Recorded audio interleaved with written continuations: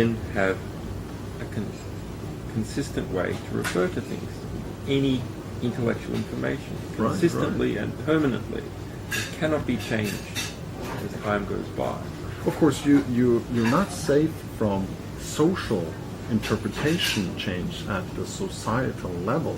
I mean, a totalitarian government could change the meaning of words and concepts, and sort of, if you're indoctrinated in a public school 16 years or whatever, then, First Amendment, it means, sort of... Yeah, yes and no, but this will slow down that change, because we can also imagine some word like Congress. Congress has a dictionary definition. So we stick the whole dictionary into this system. For every word, Congress has an expansion. Maybe, and then we have some true name for that, or some series of numbers. Can't remember. But then let's make a short name for it. Congress Def. You say, I stick this into Congress Def. I do this for every word in the dictionary. I'm just going to say that T Def, teacup Def, whatever. Right. Those going to be my short names for this heritage dictionary or some Collins or something like that. Stick it all into the system. Congress Def is now inextricably bound up with that definition. It cannot change. Now, of course, the meaning of words does change. Maybe you want to stick another dictionary in later on. But you can't sort of rest out this, if it was the heritage dictionary. You can't change that.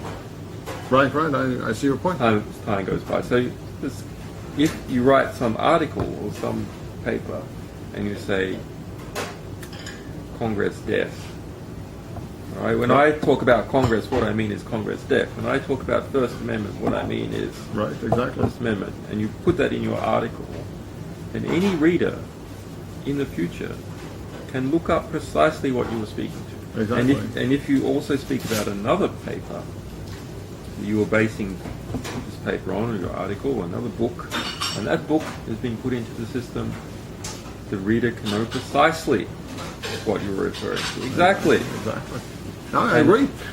These are sort of technical discussions that are extremely fascinating.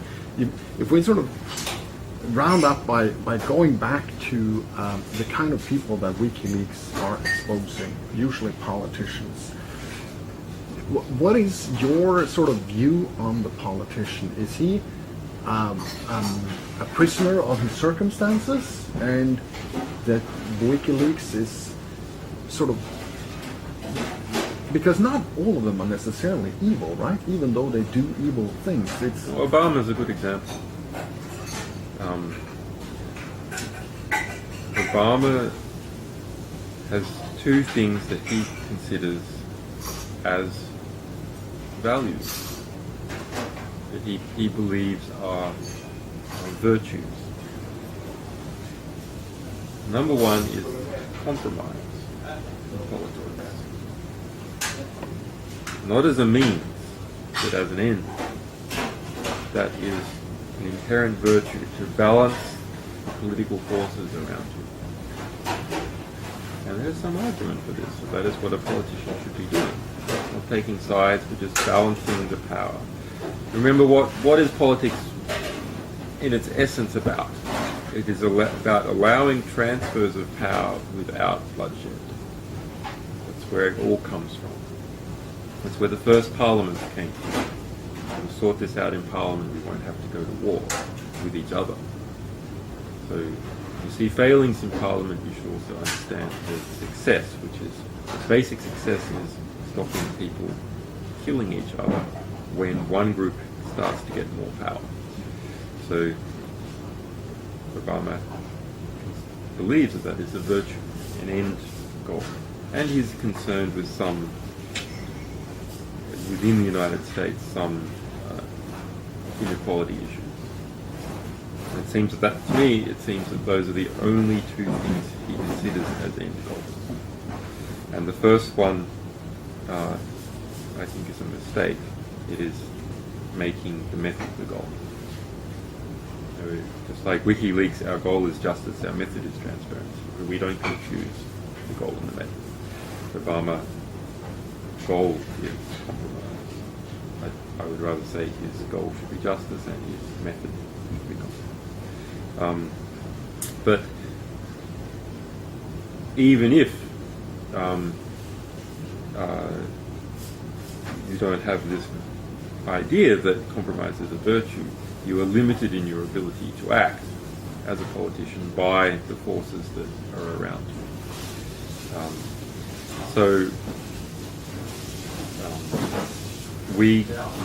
Everyone, industry and individuals, shapes what politicians can do by shaping the environment that is around them.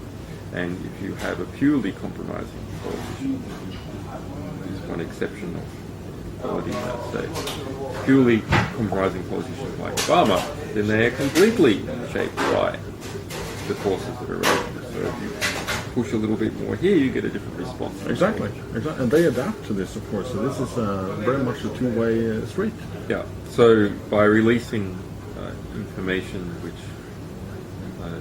either exposes some abuse that causes democratic outrage, widespread democratic outrage, and then a push from the demos, a push from the people in a particular direction. Right. Or what I find is actually more interesting and possibly more important is revealing information that causes